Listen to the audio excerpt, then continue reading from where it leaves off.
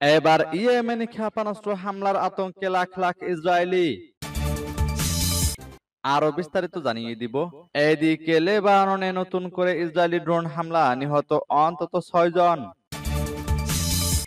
এবার ইমরান খানের মুক্তির দাবিতে বিক্ষোভে উত্তাল পাকিস্তান। এদিকে ইউক্রেনে একদিনে 1250 জন সেনা নিহত, দাবি রাশিয়ার।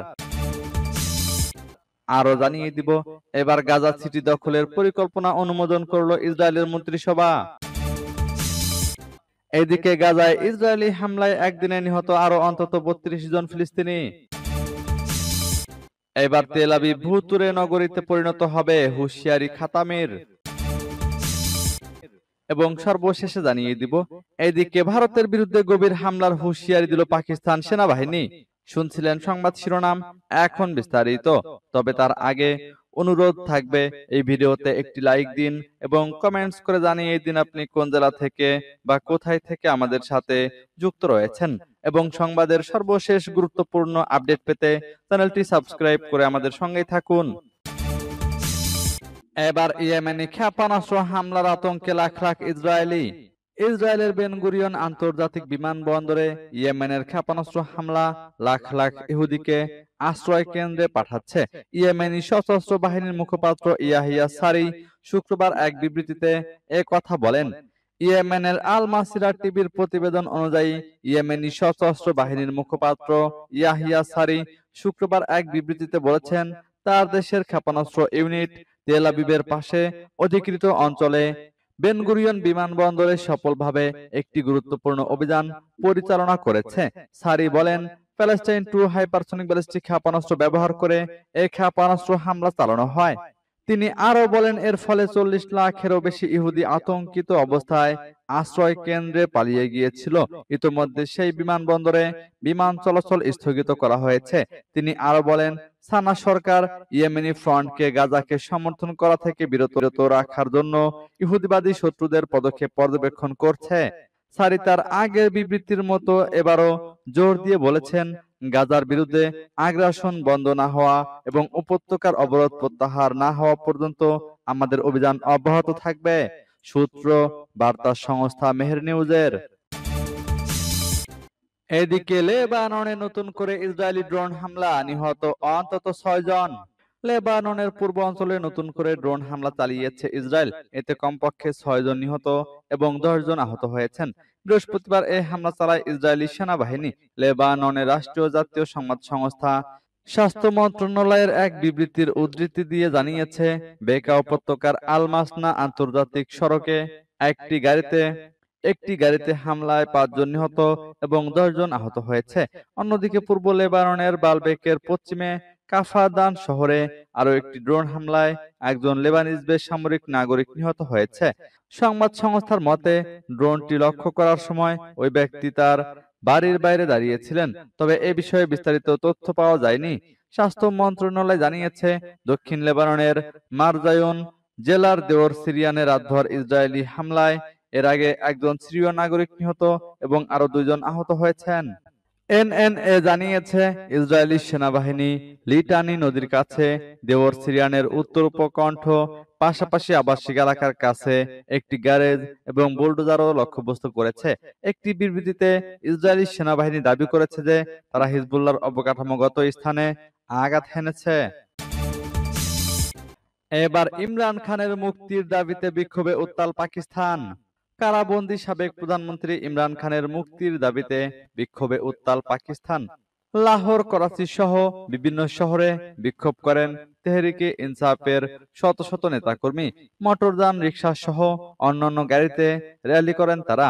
এই সময় পুলিশের সাথে সংঘর্ষ হয় বিক্ষোভকারীদের। এ পর্যন্ত 1.5 শতাধিক আন্দোলনকারীকে আটকের দাবি করেছে পুলিশ। মঙ্গলবার রাতভর তল্লাশি চালিয়ে 120 জনকে আটক করা হয়। বাকিরা বিক্ষোভ চলাকালে আটক হন। অপরদিকে পিটিআই এর অভিযোগ, শুধু লাহোর থেকেই 2 শতাধিক ব্যক্তিকে আটক করা হয়েছে। এর আগে গত সোমবার সামাজিক যোগাযোগ মাধ্যমে দেওয়া পোস্টে সমর্থকদের গণতন্ত্র রক্ষায় শান্তিপূর্ণ বিক্ষোভের আহ্বান জানান ইমরান খান। এদিকে ইউক্রেনে একদিনে 1250 জন সেনা নিহত, দাবি রাশিয়ার। ইউক্রেনে চলমান যুদ্ধে মাত্র একদিনে দেশটির 1250 জন সেনা নিহত হয়েছে বলে দাবি করেছে রাশিয়ার প্রতিরক্ষা মন্ত্রণালয়। মস্কো থেকে প্রকাশিত এক বিবৃতিতে এ তথ্য জানানো হয়। রুশ প্রতিরক্ষা মন্ত্রণালয়ের ভাষ্যমতে, ইউক্রেনের বিভিন্ন যুদ্ধ অঞ্চলে দায়িত্বপ্রাপ্ত রাশিয়ান বাহিনী গত 24 ঘন্টায় একযোগে অভিযান চালিয়ে ইউক্রেনীয় বাহিনীকে গুরুতর ক্ষয়ক্ষতির মুখে ফেলে। মন্ত্রণালয় জানায়, সুমি অঞ্চলের নর্থ যুদ্ধক্ষেত্রে 185 জন ইউক্রেনীয় সেনা নিহত হয়েছে। খার্কিভ ও দনেতস্ক অঞ্চলের ওয়েস্ট এলাকায় নিহত হয়েছে 220 জন।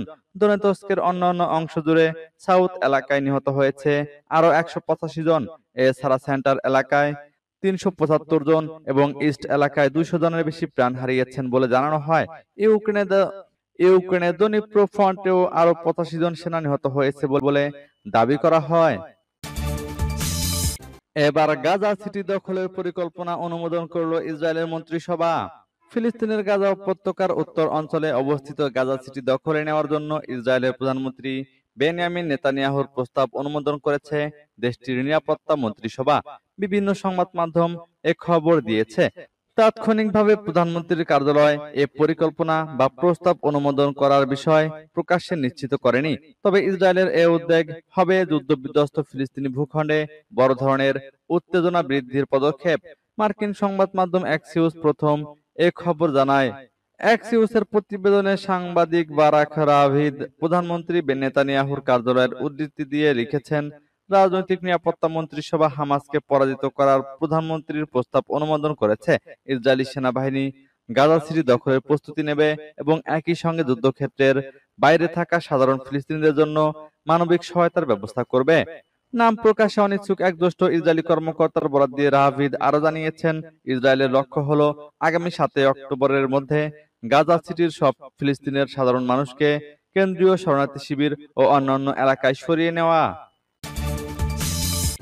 এদিকে গাজায় ইসরায়েলি হামলায় একদিনে নিহত আরো অন্তত 32 জন ফিলিস্তিনি। ফিলিস্তিনের অবরুদ্ধ গাজা উপত্যকার বিভিন্ন স্থানে ইসরায়েলি হামলায় একদিনে আরো অন্তত 32 জন ফিলিস্তিনি নিহত হয়েছেন। নিহতদের মধ্যে বৃদ্ধ, শিশু ও নারীরাও রয়েছেন।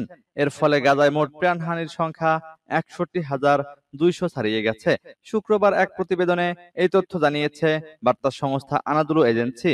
বার্তা সংস্থাটি বলছে, গাজা উপত্যকার বিভিন্ন স্থানে বৃহস্পতিবার ভোর থেকে ইসরায়েলি বিমান হামলায় অন্তত 32 জন ফিলিস্তিনি নিহত হয়েছেন এবং আরো অনেকে আহত হয়েছেন বলে জানিয়েছে চিকিৎসা সূত্র। এর মধ্যে গাজা শহরের উত্তর পশ্চিমে আল শাতি শরণার্থী শিবিরে একটি আবাসিক অ্যাপার্টমেন্টে হামলায় 3 জন নিহত হন। উত্তর গাজার শেখ রিদওয়ান এলাকায় এক বৃদ্ধ এবং 2 নারী নিহত হন। পূর্ব গাজার আল তুফা এলাকায় এক নারী নিহত হন। একই এলাকায় একটি তাঁবুতে আশ্রয় নেওয়া এক পরিবার, পিতামাতা ও 4 শিশু ইসরায়েলি ড্রোন হামলায় নিহত হয়। মধ্য গাজার নুসাইরাত শরণার্থী শিবিরে একটি অ্যাপার্টমেন্টে হামলায় 4 জন নিহত হয়। নিহতদের মধ্যে 2 জনই শিশু। এবার তেল আবিব ভুতুড়ে নগরীতে পরিণত হবে, হুঁশিয়ারি খাতামের। ইসরায়েল যুদ্ধবিরতি লঙ্ঘন করলে তেল আবিব ভুতুড়ে নগরীতে পরিণত হবে বলে হুঁশিয়ারি দিয়েছেন তেহরানে জুমার নামাজের অস্থায়ী খতিব আয়াতুল্লাহ আহমদ খাতামি। শুক্রবার জুমার নামাজের খুতবা দেওয়ার সময় তিনি এ হুঁশিয়ারি দেন। আয়াতুল্লাহ খাতামি বলেন, শত্রুরা সর্বদা ইরানকে ধ্বংস করার চেষ্টা করেছে। এখন তারা ধ্বংসের কথা বলছে, কারণ তারা নিজেদেরকে জীবন মৃত্যুর পরিস্থিতিতে দেখতে পাচ্ছে, কিন্তু আমরা সাইপ্রাস গাছের মতো দৃঢ়ভাবে দাঁড়িয়ে আছি। তিনি বলেন, বিশ্বব্যাপী বিক্ষোভ ইসরায়েলের প্রতি ক্রমবর্ধমান ঘৃণা প্রদর্শন করে। অন্যদিকে ইরান শক্তিশালীভাবে আমেরিকার ঘাঁটিকে লক্ষ্য করে বিশ্বের কাছে তার শক্তি প্রদর্শন করেছে। খাতামি আরো বলেন, এই যুদ্ধ ইসরায়েলকে একটি ক্যান্সারযুক্ত টিউমার হিসেবে প্রকাশ করেছে, যা অপসারণ করতে হবে। তিনি মুসলিম দেশগুলোকে সতর্ক করে বলেন, যদি ইসরায়েল শক্তিশালী হয় তাহলে সিরিয়ার সঙ্গে যা করেছে তা তাদের ক্ষেত্রেও করবে। তিনি আরো বলেন, ইরান যুদ্ধের সূচনাকারী ছিল না, কিন্তু তারা দৃঢ়তার সঙ্গে নিজেদের রক্ষা করেছে। খাতামি মার্কিন যুক্তরাষ্ট্রের আগ্রাসনের রেকর্ডের নিন্দা জানিয়ে বলেন, ওয়াশিংটন সাম্প্রতিক দশকগুলোতে প্রত্যক্ষ বা পরোক্ষভাবে 25টি দেশে আক্রমণ করেছে এবং এর ইতিহাস অপরাধের একটি কালো দলিল। এদিকে ভারতের বিরুদ্ধে গভীর হামলার হুঁশিয়ারি দিল পাকিস্তান সেনাবাহিনী। ভারতের যে কোনো আগ্রাসনের বিরুদ্ধে গভীর হামলার হুঁশিয়ারি দিয়েছে পাকিস্তান। দেশটির সামরিক বাহিনী জানিয়েছে, যদি দিল্লি ফের আগ্রাসী পদক্ষেপ নেয় তবে পাকিস্তানের প্রতিক্রিয়া শুরু হবে ভারতের অভ্যন্তর দিক থেকেই। বৃহস্পতিবার এক প্রতিবেদনে এ খবর দিয়েছে দ্য এক্সপ্রেস ট্রিবিউন।